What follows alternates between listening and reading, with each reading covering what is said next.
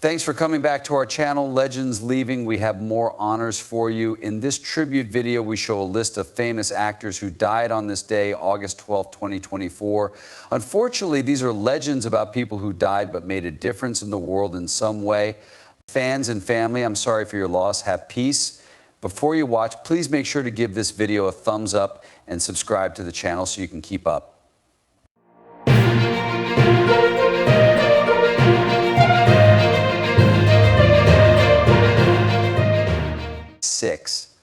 Susan Diane Wojcicki was born in Santa Clara County, California on July 5, 1968. She comes from a family with a strong background in science and education. Her mother, Esther Wojcicki, was a teacher, and her father, Stanley Wojcicki, taught physics at Stanford Campus.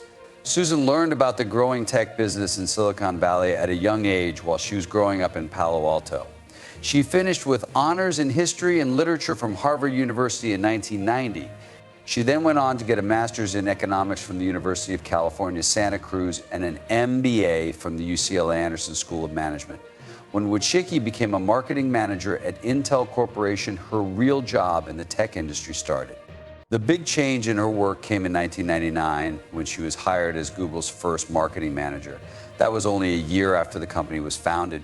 Google's ads and analytics products like AdSense, which became a big source of income for the company, were made possible in large part by her work. She made a lot of important efforts that helped Google become famous, and she kept moving up in the company.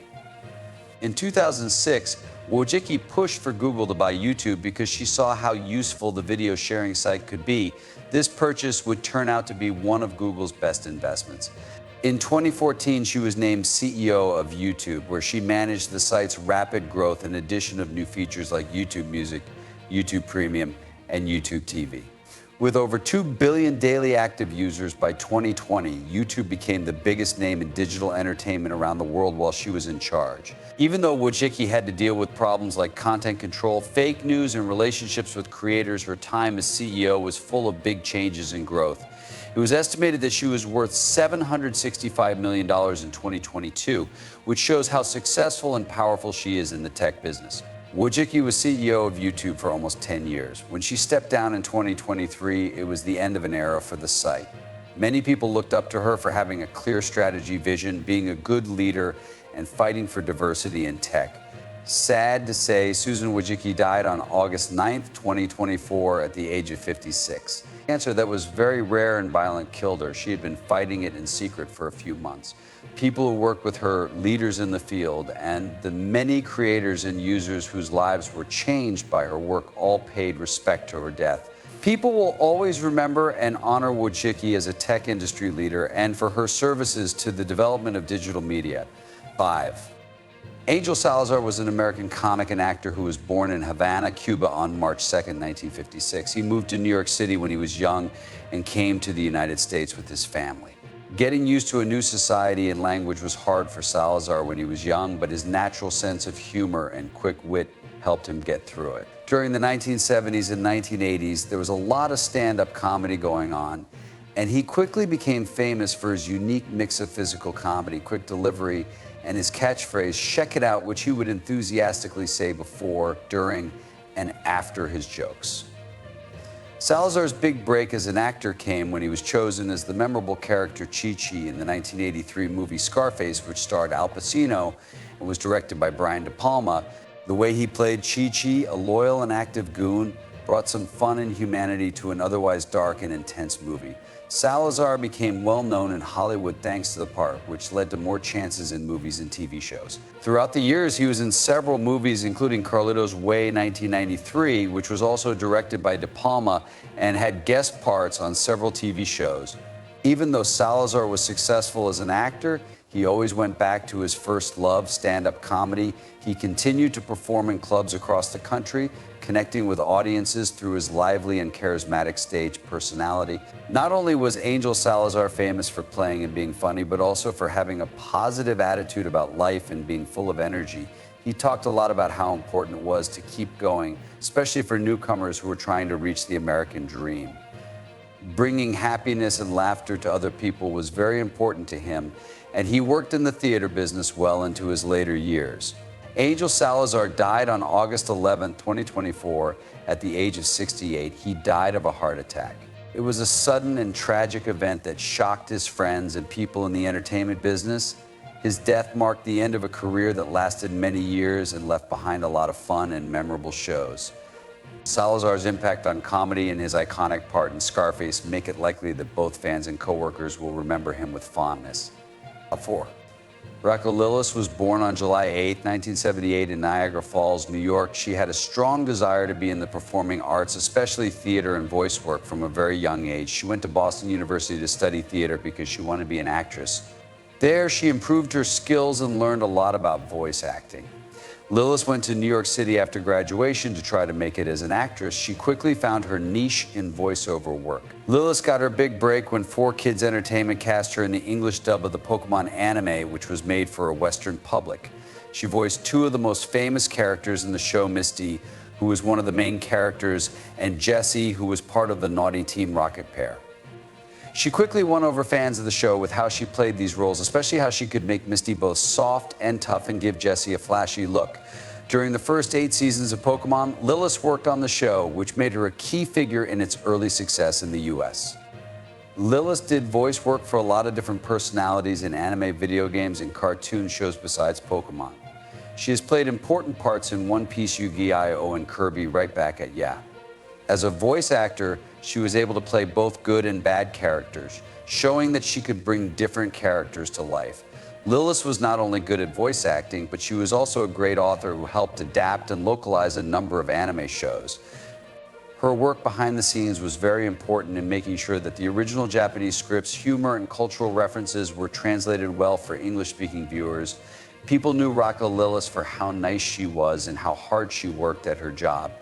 She liked meeting and talking with people who liked her work at fan conventions, which she did a lot. She made a big difference in the world of voice acting, and folks who liked anime still loved her. Sad to say, Raquel Lillis died on August 10, 2024, at the age of 46. She died of consequences from a long-term illness that she had been fighting alone for a few years. People who knew her and loved her very much were very saddened by her death. They remembered how talented she was and how kind and generous she was. Fans all over the world will always remember Lillis for her important contributions to the field of voice acting and her memorable performances. 3. Murphy was born in New York City on March 5, 1963. She became interested in food and cooking at a young age, influenced by the city's wide range of culinary traditions. Murphy went to the Cooking Institute of America, which is one of the best cooking schools in the U.S., after she graduated from high school to learn how to cook. She learned a lot of basic cooking skills in school, but it was her creativity and willingness to try new tastes that made her stand out as a chef. Murphy's first jobs were in New York's busy restaurant scene, where she worked for several famous cooks. Before she became famous for her cooking, though, it was when she moved to Seattle in the early 1990s. She opened her first restaurant, Brasa, in 1994. It quickly became famous for its creative Mediterranean-style food. In the same year, Food Wine magazine named her one of their best new chefs. This was a big deal because it meant she was one of the most talented young chefs working today. Murphy won the James Beard Foundation Award for Best Chef in the Pacific Northwest and Hawaii in 1995. This made her even more well-known as one of the best cooks in the area. People in the Seattle food community loved her because she only used seasonal, locally sourced products and could make dishes that were both fancy and easy to make. After Brasa did well, Murphy opened Terra Plata, a restaurant that followed her earth-to-plate principle of cooking. The menu at Terra Plata, which was known for focusing on healthy, farm-to-table food that showed off the best of the Pacific Northwest, became famous. Murphy had an effect on more than just the kitchen. She spoke out for environmentally friendly farming and was very active at Seattle's farmers markets. Through her close relationships with local farmers, she not only supported small-scale farming, but also made sure that her restaurants had the best and tastiest food possible. Murphy was one of the first people in the farm-to-table movement because she cared about the environment and tried new ways to cook. Tamara Murphy died on August 10, 2024, after having a stroke. She was 61 years old. Her death was a huge loss for the food world, especially in Seattle, where she had made a lasting impact on the eating scene. Many cooks who learned from Murphy will carry on her work, as will the thriving food community she helped to create. Her contributions to cooking and her commitment to the environment will continue to inspire cooks in the years to come. 2. The United States' Kevin Sullivan was born on October 26, 1949 in Boston. Growing up in a working-class Irish-American family, he learned to wrestle when he was young, and he has loved the sport ever since. In the early 1970s, Sullivan started working as a professional wrestler. He quickly became famous in the area circuits. In his early years, he worked in a number of promotions where he improved his skills and became known as a tough, no-nonsense rival. By the late 1970s, Sullivan was a well-known figure in championship wrestling from Florida CWF. It was there that he adopted a darker character that would become his trademark. Taking the name The Taskmaster, he became known for playing a bad guy who was often involved in stories that were controversial or pushed the limits of what was possible. Sullivan's character was based on dark, occult stories, which made him stand out from other fighters of the time and drew people in. He was a dangerous opponent in the ring and a creative force behind the scenes because he could make stories that people wanted to read. He achieved a new level in his career when he joined World Championship Wrestling, WCW, in the 1980s and 1990s. As both a wrestler and a booker, he became very important there and helped shape the creative direction of the company. He may be best remembered for his role as the Taskmaster in the Dungeon of Doom storyline. As the Taskmaster, he led a group of bad guys in a long-running feud with Hulk Hogan. Even though some people didn't like it, this storyline was one of the most memorable of the time and showed how well Sullivan could combine performance in the ring with clever storytelling. Sullivan was known for his tough matches and desire to break the rules of professional wrestling throughout his career. People admired him outside of the ring because he knew a lot about the business and could help younger wrestlers improve. Sullivan stayed involved in wrestling after he stopped competing by working as a booker and sometimes showing in independent promotions. Kevin Sullivan died on August 9, 2024, when he was 74 years old. He isn't as well known as he used to be, but he is still remembered as one of the most original and important people in professional wrestling. He will always be remembered in the world of wrestling, especially for how he changed the artistic side of the sport. 1. Mitzi McCall was born in Pittsburgh, Pennsylvania, USA on September 9, 1932. She fell in love with performing when she was young, and it led to a great career in acting and comedy. McCall became famous for her quick wit and comedic timing, and she often performed with her husband, Charlie Brill. In the 1960s, the pair became a famous act because of how well they worked together on screen. On February 9th, 1964, McCall and Brill did a performance on The Ed Sullivan Show. It was one of the most important days in her career. Their performance was on the same show as the Beatles' first appearance on American TV, an event that has become famous over the years.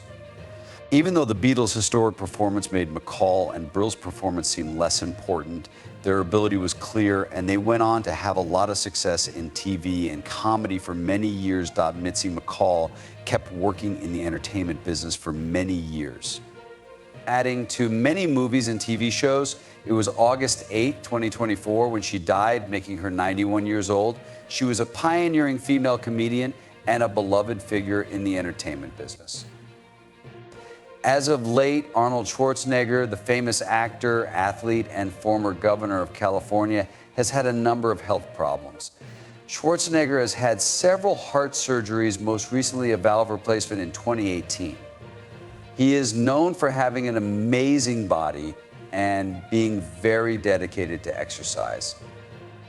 Even after these major procedures, he has stayed strong and committed to keeping up with his fitness and health plan. Schwarzenegger recently talked to a news station about his health journey and stressed how important it is to stay busy and positive even when you have health problems.